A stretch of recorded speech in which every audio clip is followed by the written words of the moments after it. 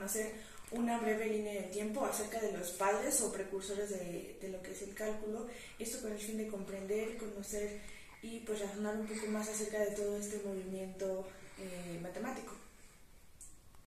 Los objetivos de la línea del tiempo que les vamos a presentar a continuación es conocer acerca de un poquito de los antecedentes que nos dejaron esos personajes que marcaron la historia del cálculo, también así como reconocer el por qué y para qué los utilizamos y el por qué utilizamos procedimientos como estos tan a veces un poco complejos para realizar un problema de manera más fácil en la vida diaria. Para comenzar yo les voy a hablar acerca de Arquímedes de Siracusa. Este personaje vivió a partir del año 287 a.C. al año 212 a.C. Este personaje nos dejó teorías y leyes como las leyes de las palancas, el valor del número pi, la medida de un círculo, el volumen de una esfera, el tornillo de Arquímedes, la garra de Arquímedes y también el odómetro. En relación al cálculo, tenemos que Arquímedes resolvió los primeros problemas que hoy se relacionan y que hoy se llama cálculo integral.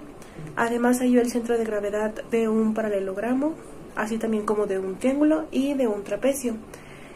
Además, este personaje también halló el área de un segmento de una parábola que estaba cortado por una cuerda. Después de Arquímedes tenemos a Galileo Galilei. Este personaje vivió desde el año 1564 al año 1642.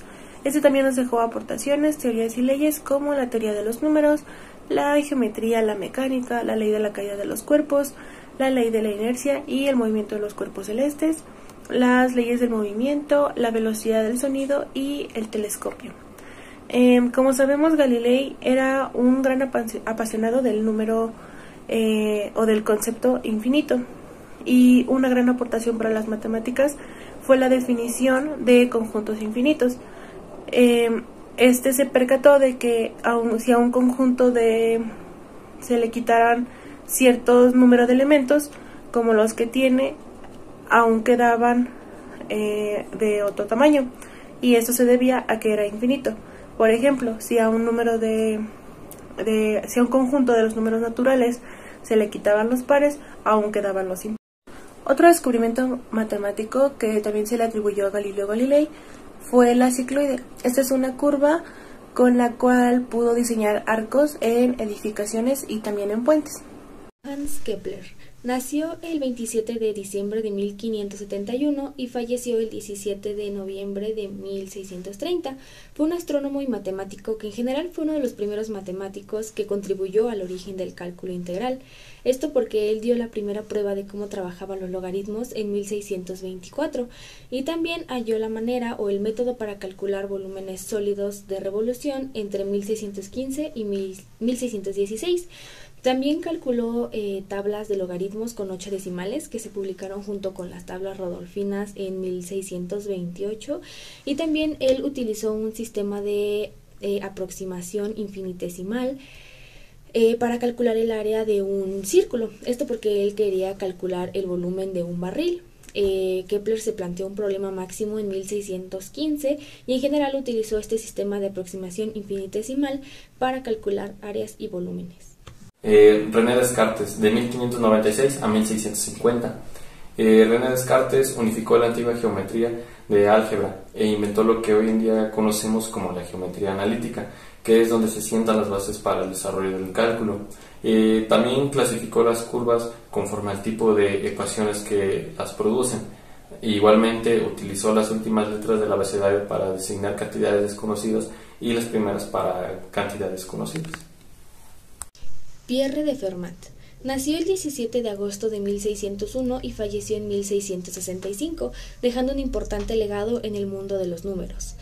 Fermat era un matemático francés que decidió continuar con la obra de Diofanto en torno a los números enteros, y también fue cofundador del estudio matemático de la probabilidad.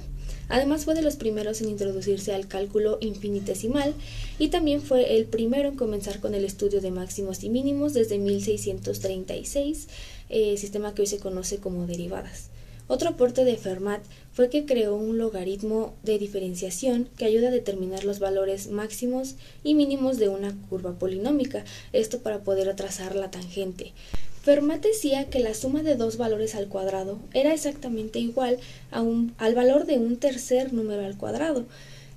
Para Fermat, la ecuación x elevado a la n más y elevado a la n era igual a z elevado a la n. Esto solamente cuando el exponente tenía un valor de 2. Porque, por ejemplo, si tenemos 3 al cuadrado más 4 al cuadrado es igual a 5 al cuadrado. 3 al cuadrado más 4 al cuadrado nos da un total de 25, lo mismo que 5 al cuadrado. Pero esta regla no se cumplía cuando el exponente tenía o estaba elevado a la tercera potencia, a la cuarta o a la quinta, etc. Utilizando el mismo ejemplo, por ejemplo, si tenemos 3 al cubo más 4 al cubo es igual a 5 al cubo, pues ahí ya no se estaría cumpliendo, porque 3 al cubo más 4 al cubo es igual a 91 y 5 al cubo es 125. Isaac Newton, de 1643 a 1727. Newton incursionó en el cálculo infinitesimal y lo denominó fluxiones, que lo que hoy en día lo conocemos como derivadas. Además, a principios de 1665 descubrió el teorema del binomio y desarrolló los principios del cálculo integral y del cálculo diferencial.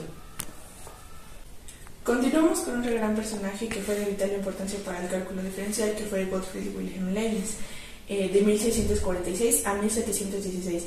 Este fue el primero en publicar sobre el tema, en 1684, a diferencia de Newton que publicó sobre el tema en 1693.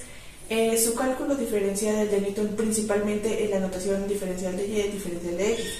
También descubrió el teorema fundamental del cálculo, en el cual se manifiesta una conexión entre la integración y la diferenciación. Además, también utilizaba un signo parecido al de la S, el que se usa actualmente, para indicar que se estaba integrando algo. Como conclusión, el saber lo que antecede al cálculo integral para nosotros es de vital importancia, puesto que el cálculo integral no solamente nos sirve para matemáticas o física, sino que también propicia el pensamiento analítico y nos ayuda a resolver problemas reales que se nos presentan día con día. En este caso, nosotros que estamos estudiando una ingeniería, pues es algo que nos ayuda bastante, y el saber lo que antecede, pues todo este estudio, los personajes que participaron, las reglas, leyes y todo lo que aportaron nos ayuda muchísimo a entender de dónde vienen las reglas o sistemas que ocupamos actualmente. Creo que como conclusión, personalmente creo que es de vital importancia conocer los antecedentes del cálculo, ya que con esto pues nos ayuda a razonar, a comprender un poquito cada uno de los procesos que estamos realizando, además de que pues siempre es bueno conocer la historia o los antecedentes de lo que estamos haciendo para tener una comprensión más lógica.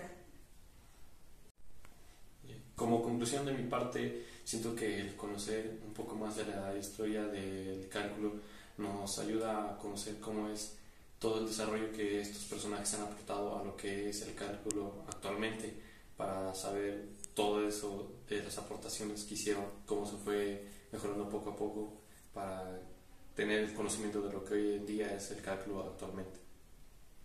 Como conclusión puedo decir que las matemáticas, como las conocemos hoy en día, los cálculos y todo lo que hemos visto, es el resultado de un conjunto de conocimientos que se tienen desde años antes, desde la época de antes de Cristo, y puedo decir que es importante conocer el contexto, la historia y los antecedentes del por qué y para qué hacemos todo este tipo de cálculos, y más en una carrera como lo es la ingeniería. También podemos observar que este tipo de cálculos no solo los podemos utilizar en una carrera, sino que los podemos utilizar en la vida diaria o en la vida profesional.